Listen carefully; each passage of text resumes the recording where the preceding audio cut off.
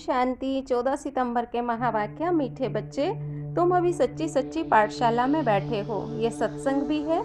यहाँ तुम्हें सत बाप का संग मिला है जो पार लगा देता है। प्रश्न है, हिसाब किताब के खेल में मनुष्यों की समझ और तुम्हारी समझ में कौन सा अंतर है? उत्तर, मनुष्य समझते ही ये जो दुख सुख का खेल चलता है, ये दुख सुख सब परमात्मा ही देते हैं, और तुम बच्चे समझते हो कि ये हर एक के कर्मों के हिसाब किताब का खेल है। बाबा किसी को भी दुख नहीं देते, वह आते ही हैं सुख का रास्ता बताने। बाबा कहते, बच्चे मैंने किसी को भी दुखी नहीं किया है, ये तो तुम्हारे ही कर्मों का फल है। गीत है, इस पाप की दुनिया से कहीं और ले चल। आज के मेन पॉइंट्स हैं। बाप कहते, मैं जो हूँ जैसा हूँ मुझे कोई नहीं जानते। ऋषि मुनि भी कहते हैं, बेहद के रचयिता के आदि मध्य अंत को हम नहीं जानते हैं। बाबा कहते, ये दुनिया बेहद की स्टेज है। इसे मांडवा भी कहते, कर्म क्षेत्र भी कहते। बच्चे, तुम्हारी पाठशाला ऐसी पाठशाला है जहाँ बूढ़े जवान सब पढ़ते हैं। ये गुरु का द्वारा गुरु घर भी है। गुरुद्वार कहते हैं जीवन मुक्ति और मुक्ति धाम को। यहाँ हर आत्मा अपना अपना पार्ट बजा रही है। एक शरीर छोड़ती है, दूसरा लेती है। बच्चे, ये सारा खेल ही है राम राज्य और रावण राज्य का, हार और जीत का। हारना बाबा ने का कोई बात नहीं है, क्योंकि ये तो खेल है। खेल में हार और जीत तो होती रहती है। बच्चों को विचार सागर मंथन करना चाहिए, लिखना चाहिए, लेकिन बच्चे विचार सागर मंथन करते नहीं है। ये मासी का घर नहीं है। ज्ञान को अच्छी तरह समझना है। अबलाओं पर अत्याचार भी होते हैं। बाबा ने कहा, हर आत्मा का पार्ट अपना अपना है। हर बात में सहनशीलता को धारण करना होता है। बाबा ने कहा, विश्व की बादशाही लेनी है तो मेहनत तो करनी ही पड़ेगी। दिन प्रतिदिन जमाना भी बिगड़ता जाता है।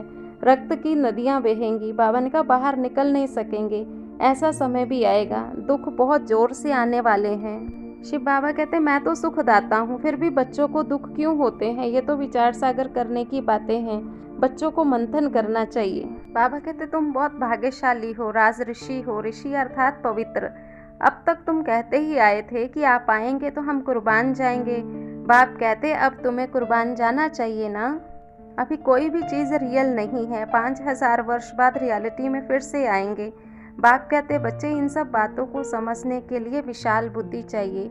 अच्छा, मीठे मीठे सिकिलदे बच्चों प्रति माता पिता बाप दादा का याद प्यार गुड मॉर्निंग। रूहानी बाप की रूहानी बच्चों को नमस्ते। आज के धारणा बिंदु है, सहनशीलता का गुण धारण कर माया के विघ्नों से पास होना है। अनेक आपदाएं आएंगी, अत्याचार होंगे। ऐसे समय पर सहन करते बाप की याद में रहना, सच्ची कमाई करनी है।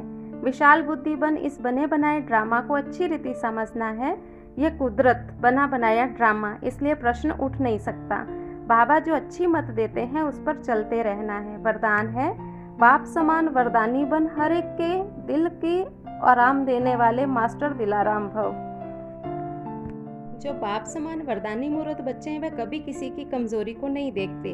वह सबके ऊपर रहम दिल होते। जैसे बाबा किसी की कमजोरी दिल पर नहीं रखते, ऐसे वरदानी बच्चे भी किसी की कमजोरी दिल में धारण नहीं करते। वह हर एक की दिल को आराम देने वाले मास्टर दिलाराम होते हैं।